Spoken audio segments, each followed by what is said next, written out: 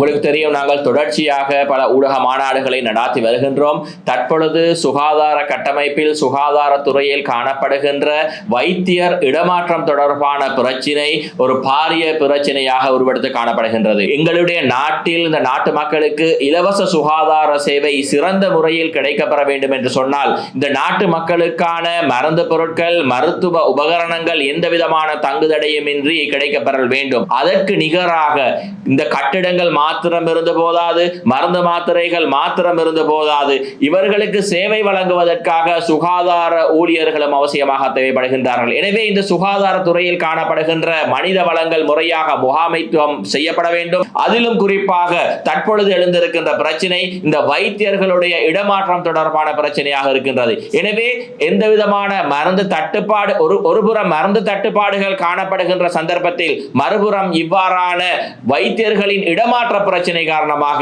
வைத்தியசாலைகளில் இந்த வைத்தியர்களுடைய பற்றாக்குறைகள், வைத்தியர்களுடைய வெற்றிடங்கள் உருவாகி இருக்கின்ற ஒரு சிக்கலான நிலை உருவாகி இருக்கின்றது.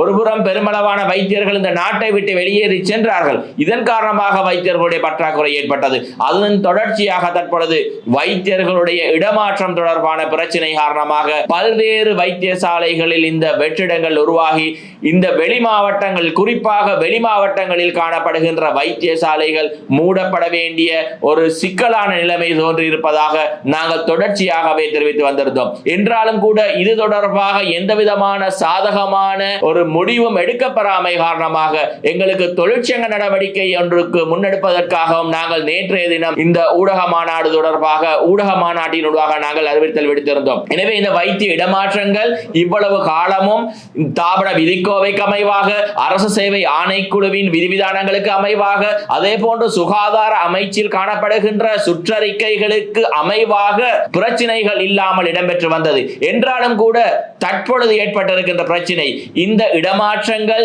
எவ்வாறு இடம்பெற வேண்டும், இடமாற்ற பொறிமுறை என்ன, எவ்வளவு காலத்துக்கு ஒரு முறை, எவ்வாறான முறையில் இடம்பெற வேண்டும் என்பது போன்ற விடயங்கள் தெளிவாக இவ்வாறு இந்த சட்டத்தில் குறிப்பிடப்பட்டிருக்கின்ற நிலையில் இந்த சட்டத்திற்கு முரணாக, வெளிப்படைத்தன்மை அற்றதாக, நீதிக்கு முரணாக இந்த சுகாதார அமைச்சில் காணப்படுகின்ற உயர் அதிகாரிகளினால் இந்த இடமாற்றம் தொடர்பான சிக்கல்கள் தோற்றுவிக்கப்பட்டிருக்கின்றது. குறிப்பாக 2025 ஆண்டுக்கான இடமாற்ற வைத்தியர்களுடைய இடமாற்றும் பட்டியல் 2024 ஆண்டு நவம்பர் மாதம் அளவில் வெளியிடப்பட வேண்டியிருந்த இந்த பட்டியல் தற்பொழுது 2025 ஆண்டு ஆகஸ்ட் மாதத்தில் தான் வெளியிடப்பட்டிருக்கின்றது. சுமார் 9 மாதங்கள் காலதாமதம் இடம்பெற்றிருக்கின்றது. அதே போன்றுதான் உள்ளக பயிற்சியை பூர்த்தி செய்த வைத்தியர்களுடைய வைத்திய நியமனங்கள் தற்பொழுது வரை 9 மாதத்துக்கு தாண்டியும் நியமனங்கள் இடம்பெற்று இந்த பொறிமுறைகள் ஒரு முறையாக, நீதியானதும் வெளிப்படைத்தன்மையுடையதாக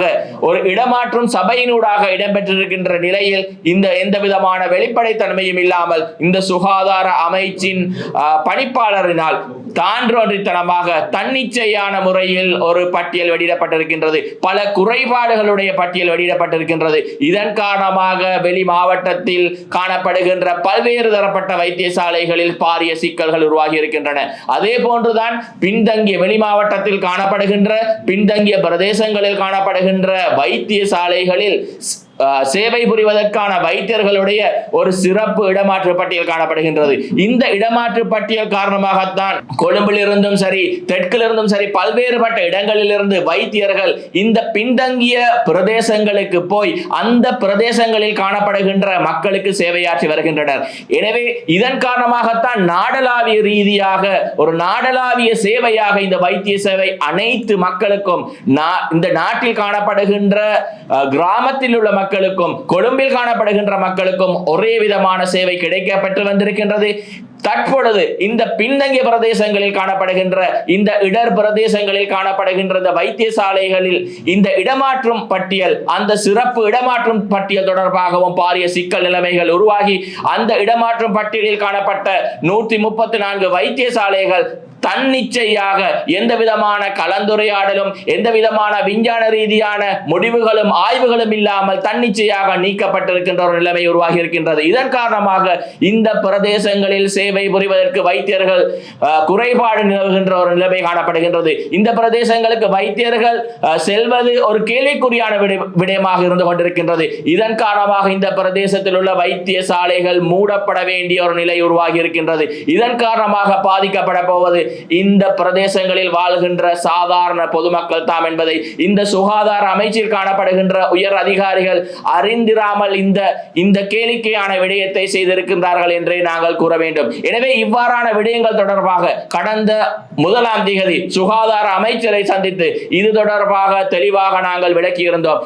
சுகாதார அமைச்சர் கூட இந்த பிரச்சனை ஏற்பட்டிருப்பது தொடர்பாக இதற்காக நடவடிக்கை எடுப்பதாக உறுதியளித்திருந்தாலும் கூட தற்பொழுது வரை 5 நாட்கள் கழிந்தும் தற்பொழுது வரை எந்த விதமான சாதகமான முடிவும் எடுக்கப்பட்டதாக தெரியவில்லை. எனவே அதே போன்று இன்றைய தினம் இந்த பிரச்சனைகள் தொடர்பாக நாங்கள் அரச சேவை ஆணைக்குழுவின் தலைவரை சந்தித்தோம். இது தொடர்பாக விரிவாக கலந்துரையாடி இந்த குறிப்பிட்ட பணிப்பாளருக்கு எதிராக எழுத்து மூலமான ஒரு முறைப்பாடு ஒன்றை நாங்கள் முன்வைத்திருந்தோம். எனவே இந்த பிரச்சனை பாரதூரமான பிரச்சனையாக உருவெடுத்திருக்கின்றது. ஒருபுறம் மருந்து தட்டுப்பாடுகள் இருக்கின்ற சந்தர்ப்பங்களில் மறுபுறம் வைத்தியர்களின் தட்டுப்பாடு ஏற்படுமானால் இந்த பின்தங்கிய வெளி மாவட்டங்களில் காணப்படுகின்ற இடர் பிரதேசங்களில் காணப்படுகின்ற வைத்தியசாலையை நம்பி இருக்கின்ற மக்களுடைய சுகாதாரம் கேள்விக்குறியாக இருக்கின்ற ஒரு நிலைமை உருவாகி இருக்கின்றது. எனவே இது தொடர்பாக பலரும் இந்த இடமாற்றும் பட்டியலினால் பல வைத்தியர்கள் பாதிக்கப்பட்டிருக்கின்றார்கள். எனவே இந்த பாதிக்கப்பட்ட வைத்தியர்கள் இது தொடர்பாக கலந்துரையாடுவதற்காக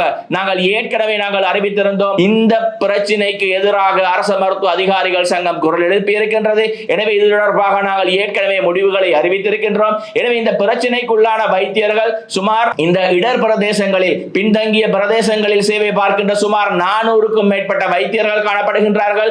400க்கும் மேற்பட்ட வைத்தியசாலைகளும் காணப்படுகின்றது.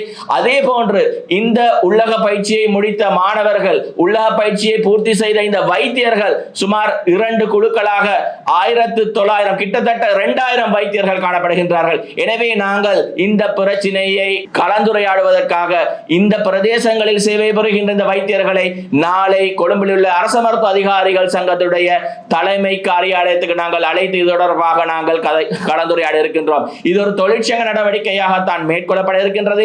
எனவே நாளைய தினம் இந்த வைத்தியர்கள் இந்த வெளி மாவட்டத்திலிருந்து கொழும்புக்கு வர இருக்கின்றார்கள். இதன் காரணமாக அவர்கள் சேவை புரிகின்ற சேவை தளத்தில் இந்த சேவைகள் ஒரு முடங்குவதற்கான பாதிப்படைப்பதற்கான சந்தர்ப்பங்கள் கூட உருவாகி இருக்கின்றது. எனவே நாளைய தினம் கலந்துரையாடி இனியும் இவ்வாறான இந்த பிரச்சனைகளுக்கு தீர்க்கமான சரியான முடிவுகள் இந்த சுகாதார அமைச்சு தரப்பில் இருந்து வெளிவராவிட்டால் 11ஆம் தேதி திங்கட்கிழமை காலை முதல் ஒரு தொழிற்சங்க நடவடிக்கையும் நாங்கள் தொடங்குவதற்கு நாங்கள் ஏற்கனவே அனுப்பிவிட்டு இருக்கின்றோம். எனவே நாளைய தினம் இந்த வைத்தியர்கள் கொழும்பை நோக்கி வர இருக்கின்றார்கள். அதனைத் தொடர்ந்து 11ஆம் தேதி திங்கட்கிழமை முதல் தொழிற்சங்க நடவடிக்கையும் நாங்கள் ஆரம்பிக்க தயாராக இருக்கின்றோம். எனவே நாங்கள் சுகாதார அமைச்சையும் சுகாதார அமைச்சரையும் நாங்கள் வினயமாக வேண்டிக் கொள்கின்றோம். இந்த அரசாங்கம் வந்தது ஒரு சிஸ்டம் சேஞ்சிற்காக, இருக்கின்ற சிஸ்டத்தை குழப்புவதற்காக இல்லை. எனவே இந்த அரசாங்கம் மாறினாலும் இந்த அமைச்சர்கள் மாறினாலும் இந்த அமைச்சில் காணப்படுகின்ற அதிகாரிகள் அதே பழைய அதிகாரிகளாகத்தான் இருக்கின்றார்கள். இவர்களுடைய வினைத்திறனற்ற செயற்பாடுகள் காரணமாக இந்த அரசாங்கத்துக்கு ஒரு பாரிய அவப்பெயர் ஏற்பட்டிருக்கின்றதும் நீங்கள் தெளிவாக புரிந்து கொள்ள வேண்டும். எனவே இது தொடர்பாக அரசாங்கமும் அமைச்சரும் உரிய நடவடிக்கை எடுக்க வேண்டும். இந்த பிரச்சனையை தீர்த்து இந்த நாட்டு மக்களுக்கு, நாடு பூராகவும் உள்ள மக்களுக்கு இலவச சுகாதாரம் முழுமையான முறையில் கிடைக்கப்பெறுவதற்கு, இந்த வைத்திய பற்றாக்குறைகள் ஏற்படாமல் தவிர்ப்பதற்கு உரிய நடவடிக்கைகள் எடுக்கப்பட வேண்டும் என்று நாங்கள் அரச மருத்துவ அதிகாரிகள் சங்கம் என்ற ரீதியில் நாங்கள் கோரிக்கை விடுக்கின்றோம். எனவே நாளைய தினம் தொழிற்சங்க நடவடிக்கையாக இந்த வைத்தியர்கள் அனைவரும் கொழும்பை நோக்கி வர இருக்கின்றார்கள். எனவே அவசர சேவைகளுக்கு எந்த விதமான பாதிப்பும் ஏற்பட போவதில்லை.